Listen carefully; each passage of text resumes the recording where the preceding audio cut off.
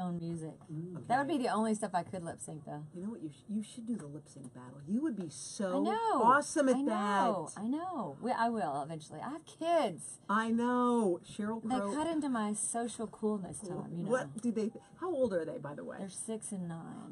They're not. No, he's not 9. He's 9. He's 9? Yes. Do you remember you brought him to the Today Show and he was downstairs in those dressing rooms? Yes. And he was, I think, he was a 4. nugget. He's not. Yeah. How is it having a 9-year-old? It's cool. It's funny. It's like he's got all the cool whatevs, all the cool lingo. I'm actually going on my first Cub Scout trip next weekend. We're going camping. Wait, are you one of the like scout mothers? Den mothers? Den mothers? No, I'm not, but I am going, as a chaperone. So. Now, do your kids know how cool you are? Do they understand? I think they would definitely not use the word cool for me. Dorky, yes, but not cool. No. Not cool. No. When you were little, when you were their age, and you were growing up in a small town of Kennett, Missouri. Kennett, Missouri. Hi, Kennett. Did you, since you were little, what was the very first thing you can remember wanting to become? Oh, I wanted to be a singer. From the very, very beginning? I remember learning Downtown by Petula Clark. Love that song. And sitting in the back of the station wagon. Of course, you didn't wear seatbelts. In fact, I don't even know if I guess they had seatbelts, but you didn't wear them. But sitting in the back of the car. Downtown, da-na-na-na-na-na. And did your parents, when you said to your parents, did you see it, this is what I want I to do? never said I wanted to do it, but I always played by ear, and I learned all of Tapestry and Medside Slim, and I just always went to music. And your parents, they're musical too? Super musical, yeah. My mom is unbelievable. Really? I mean, my dad too. They're both awesome. What did they do? My dad is still in a rock band, 75, playing with the usual suspects. You could probably go to the website and see. They actually opened up for me last week. Are you kidding? Yeah, they're good. They actually they played at the Memphis Botanical Garden with me. Oh my gosh! Yes. And how about your mom? What is she's a singer? She's a singer. She taught piano for years. Very active in the church. She's just a great singer. And so when you finally said the words like, I want to do this professionally, I want this to be my job, did your parents think that that was a possibility? Or did they see it as, that's your hobby, honey, and then you make your money by doing something else? Oh, yeah. I mean, I went to college and got my teaching degree as something to fall back on, quote unquote. That's what you did. At least get your teaching degree so you have something to do when you tank. So, and they were great. I mean, I came home after teaching a couple of years, and I'd done a commercial for McDonald's, and it had gone network, and I came home and said, I want to move to LA. I've got my demo tape, and they said, oh no, please don't. And then 6 months later, I was on the road with Michael Jackson, so, I just was very lucky. Do you feel like you're like this blessed person? Because most people don't leave their house in Kennett, Missouri, and wind up with Michael Jackson 6 months later. No, I was very naive. There was nothing telling me that it couldn't happen because I hadn't had those experiences yet. So I was really naive and just was like, okay, Puritan work ethic. If you really work hard, you're going to get better, and if you get better, you're going to make it. That kind of. So. But rolling into LA from a small town like that, was it one of those things that you rolled in and you just fit right in when you got to LA? I drove a Renault Alliance convertible, which barely made it over the mountains. And I got into Memphis on the 405 about 4:30 in the afternoon and sat in traffic and boo-hooed. I was just like, I don't like right here. I don't know you anywhere. Where did you stay? Oh, I stayed on the floor of some friends and down at the beach in Hermosa. It was actually amazing. It was a house of, there were 8 girls living in this big house. And all they did all day long was smoke pot, and they waited tables. And I lasted about 2 months. I was like, if I don't get out of here, I will never do anything. It must have been. Did it feel sort of freaky? Like, what am I? Because you came from such a it sounds like clean cut. You had it. Oh yeah, and I moved in with these girls who lived a block off the ocean. So, and I'm very small town. Yeah. I moved to St. Louis and taught school, and that was the big city, which it is a big city. But that was major, I saw people doing blow for the first time, and I was like, what are they putting in their noses? Must have freaked out. Going on the road with Michael Jackson is, how did that come to be? I was doing I did a recording session with some singers who were talking about whether whether they were going to get to go audition. You had to be recommended, like you had to have a recommendation from.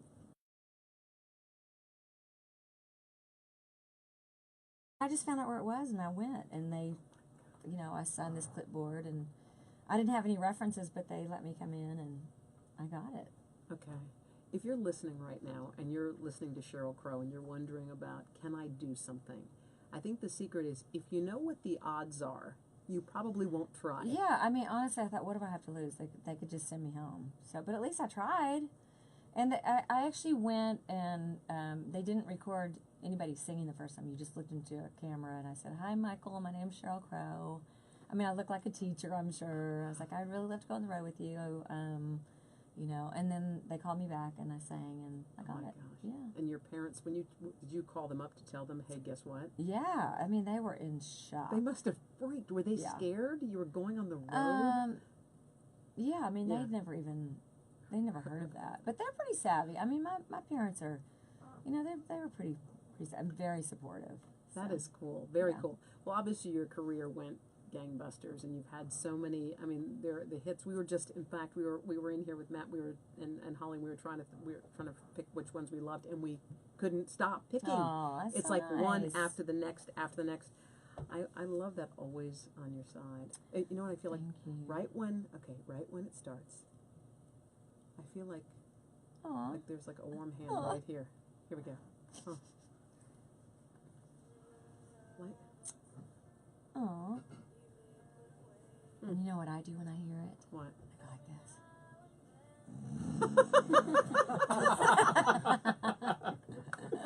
I'm kidding. It's hard to sit and listen to your own music. It is? Yeah.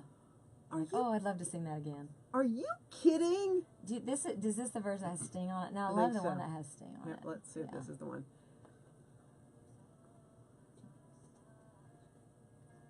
Let's see. Gordon? Oh. Yeah. Aw. The two of you. We did this video about 3 or 4 days after I was diagnosed with breast cancer. Is that right? Yes. And I had to present at the Grammys the next day. And the person that I was with at the time, we had split up, and Sting volunteered to go with me. Okay, that makes Isn't that me wanna amazing? cry. I know. That, You know what, you guys? You know what? He was always on my side. What's funny about you? What? Everything. Okay. So during that time, because this obviously it's October, and you're here to talk about a lot of things, but this Breast Cancer Awareness Month, and I remember vividly your year. And what's funny about your year, which was the year that you had a major breakup and you went through breast cancer. Oddly enough, when I went through the same thing, it was a divorce and breast cancer in the same 2 weeks. Are you kidding me? And there's nothing like when I was so curious because Yeah. sometimes you think you're drowning and you wonder with two of these twin horrible things happening simultaneously, like how are you ever going to swim to the top? But for you, going through a breakup and then 2.5 weeks later getting diagnosed with breast cancer, how did you manage those two things? Well, it was definitely a game changer, I will say that. And in some ways, I was diagnosed actually about 4 or 5 days after we split. I wound up being diagnosed, and then all in the same week was Grammys, and it was just a nightmare. But the good news about my breast cancer was it was detected very early. I was just barely stage 1, and I knew I wasn't going to die, but it definitely taught me that every single thing in life is precious, and not to miss it, not to be so busy that you miss out. That's why I'm constantly telling people, put your phones down, talk to your kids, be present. And it also taught me how to say no and how to stand up for myself. I had never done that. I had taken care of everyone around me, or at least taken care of the needs I thought they had, and even in that relationship. And it just, I really compromised myself, and it was a game changer. I remember I was so angry for parts of it because but I think when you have twin tragedies going on, you can't go down the rabbit hole on one because the other needs you. Exactly. So weirdly, when I was like, how could he not be here? Like, I remembered, like, it was beyond my comprehension because I couldn't imagine that that's who I chose. Someone Yeah. who would not be there during the war. Like, how many times in your life are you on your knees? In your lifetime? Yeah. Probably a handful. And during those few times, you expect the people you choose to be there. And when Yeah. they're not, you go like, oh my gosh, what the hell happened? Yeah. Did you have any Well, of those? It's like I'm talking to a therapist, a doctor. I was on my knees numerous times during that relationship. So my diagnosis, I had a lot of anger. I had a lot of anger. But my diagnosis kept me from going back. I mean, it got my attention, and I was like, okay, you need to stop this. You need to quit making yourself the smallest thing in your life so that everybody else can shine. And it saved me in some ways. Now, I would not recommend anybody to go get a disease to change some bad things in your life. But you're right, though. But, yeah. It does remind you to hold on to the things you love and to get rid of the things you don't, because your life really does snap into focus. Yeah, and I'm sure that you can relate to this, that people come up to you and tell you their story, their lesson that they learned through their diagnosis. And a lot of times with women, we come in being nurturers, and obviously with breast, you nourish, and you don't let anybody take care of you because you don't need it. I'm totally fine. Yeah. I can do this. Right.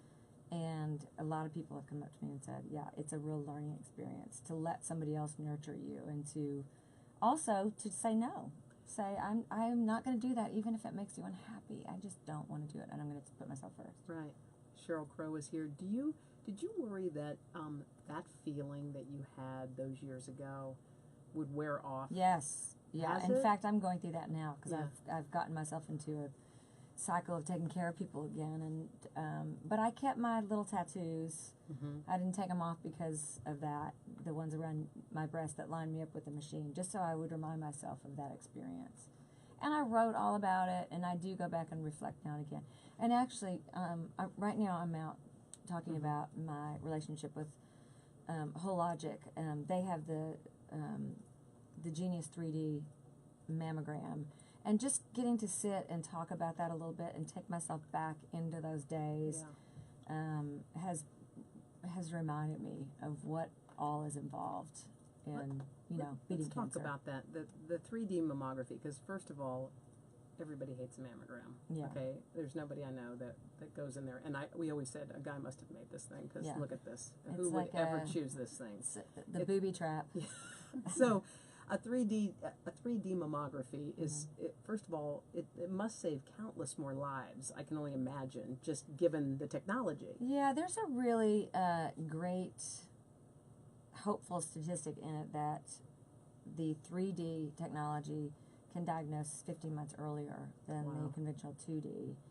And anyone that wants to know about it, wants to know where there's the Genius 3D mammogram, where they can get one, can go on genius3dnearme.com. But the reality of it is, with breast cancer, and there are lots of different kinds of breast cancer, but what we know is that until there's a cure, early detection saves lives. My cancer was caught stage 1. It was isolated, and the statistic for an isolated cancer, maybe stage 1 or even stage 0, is phenomenal. Practically 100% survival at 5 years. But the only way we can get that statistic is if we are diligent about going and getting our mammogram every year. Did you go? At 40. That's what got mine. Because I was yours, 44. I didn't want to go. I was in the middle of upheaval. Right. I was getting fitted for dresses. I was crying about my relationship. It was my birthday. And I went and got my mammogram, and it turned out I had invasive cancer. So, that's my message. Great to know if your family history, but that statistic is low insofar as women who have a family history. There's only maybe 10 or 12. Is that right? 10% of women have a family history that are diagnosed out of 100%. So, the other 85 or 90% don't have any family history. So it's just, to me, it's very important. And the great thing about the Genius 3D is that the way the technology is, it's so much more fine that they can rule out some of these false positives that doctors complain about with going as early as 40. Yeah, and patients too, because then you check it, and then you're scared, and then you're stressed, and then the crazy cycle goes on. I remember I went to tell my boss when I was diagnosed, and I hadn't told anybody outside of my tight circle. And I was telling him, and I was crying because I even saying the words, and he looked at me and he said, "Hoda, I know a lot of women with breast cancer, and they all have one thing in common." And I said, "What's that?" He said, "They're still here." And it was like one of those things that you go, okay, and it's because of what you said, like you catch it early, and things change. It's so funny how many other things change as a result of getting sick. And I remember it changed on how I selected the men in my life. Not like, oh, I have 50 men. No, but the one who I would choose. It's so funny how all of a sudden I was like, I now have a whole different game and a whole different way I see things. And that sort of stayed. And I was surprised that it did. Yeah.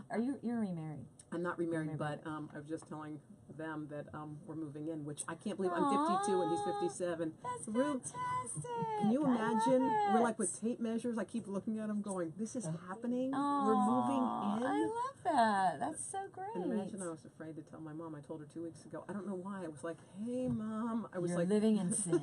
I felt something. I know. Like, Actually, I would feel the same way. Right? Yeah. It's a little weird. Yeah. But did it change the way that you Oh my looked, gosh. dated? Well, I'll tell you, more than the dating thing for me, as I said, I grew up in my parents are still married, 61 years. I'm very close to my family, great upbringing. And so I'd always told myself this story about the way life works. You meet somebody, you love them, you get married, you have kids. And so that story that I kept telling myself about the order of things just created all kinds of limitations. And after I had my diagnosis, it was actually my mom that said, you know what, if you want to be a mom, have a baby. And I was like, hello, could you return my mother to me? She's like, look, that story, just stop with that story. It's okay. Oh, I love her. I know. And, but I chose to go the adoption route because there's so many children that, and I wanted to be a mom. And I'll tell you what, I got amazing kids. But it was that thing of just sticking with what it was that I thought life was supposed to look like, and realizing, you know what, I have traveled all over the world. I have sold millions of records. That was never part of my story. Right. And I'm forgetting to put that into the whole, you get married and kids. And right. So I just said, okay, new start. Just say thank you for infinite possibility. And that's what I got, infinite possibility. And 2 amazing, adorable kids. Yeah. What do you love the most about being a mom? Oh, wow. Well, I really think that because I have such a great mom, that I wanted to have that experience. And it wasn't something that I needed to look at a baby and see my own self in them. What I love about it is that I just have this life that is every day about a new adventure. Like I said, I'm going to go on a Cub Scout camping trip. I've never done that before. I've never camped with a bunch of 9-year-olds in a cave. Am I nervous about it? Yes. Yeah. But No. do I like spiders? Not really. No. But yeah, and you just can't believe how much you can love someone. Wow. So. Wow. And how about some new music? Do we see that Oh coming my on the gosh, horizon? I'm so excited. Yes, I've tell just me. made 2 records. What? I told the boys last year I'm not going on the road anymore. And my 9-year-old actually got teared up. And he was like, we're not going on the road anymore. He loves it? I know. He's like, that's what they grew up knowing. They both learned to walk on a bus. And, How come you decided that was it? I wanted them to have some normalcy. It was time to settle down. I just didn't want them to miss school. White's in 3rd grade now. And so, and it was great. I stayed home and I made this record with people that I love. I contacted people that I've just admired and I've had relationships forever with. And I made this record with people like Neil Young, Stevie Nicks, Chris Oh my Christopherson, God. Willie Nelson, Where Keith is Richards. it? I wanna We're getting ready. download We're it. just finishing it. We're waiting for Stevie Wonder, and we'll. Stevie I Wonder, know. who are you with I your know. people? I am a dream. You're It's unbelievable. a dream. So you wrote songs and they're duets.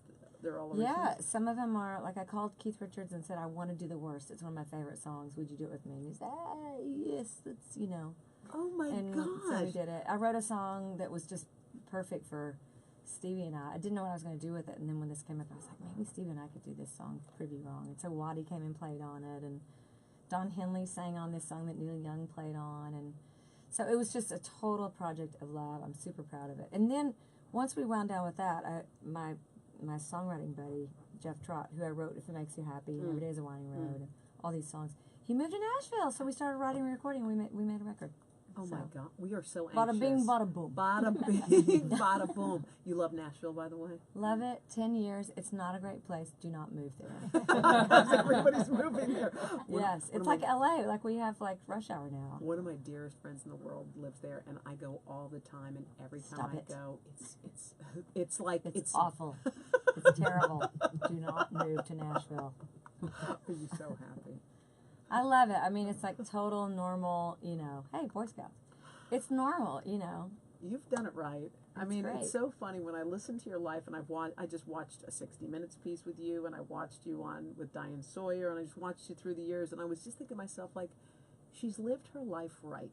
I mean, there's so many ups and downs, and I watched all the things you learned, and I just thought, just look at how great you are, and look how excited you are about everything that's ahead. I am excited. My kids the other day said, it was Wyatt and Levi. We were on the way to school, and Wyatt said, Mom, are we famous? And Levi, of course, they're like Pete and repeat. Are we famous? And I said, no. But you're famous. That makes us famous. And I said, guys, I had to give them the whole speech about, work. I sounded like my dad. If you work hard and you're doing something you love and you do it with integrity, then people might know who you are.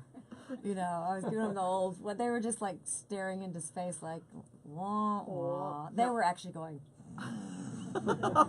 are any of them into music? yes. Yeah. What are they listening to? They're listening to 21 Pilots right now. And are. I'm doing the same thing my parents said. You guys, that's really dark. I mean, it's talking about bullets. This sounds like Satan music. Full circle, baby. Full circle. You guys, we've been talking with Sheryl Crow. Sheryl, thank you so much. Good luck with the 3D mammography. I know that you came to talk about. Go to genius3dnearme.com and insist that your insurance carrier covers it. All right. Sheryl Crow, we can't wait for the new music. We're waiting patiently. Thank you. We'll be soon. We'll be right back after the break on The Hoda Show.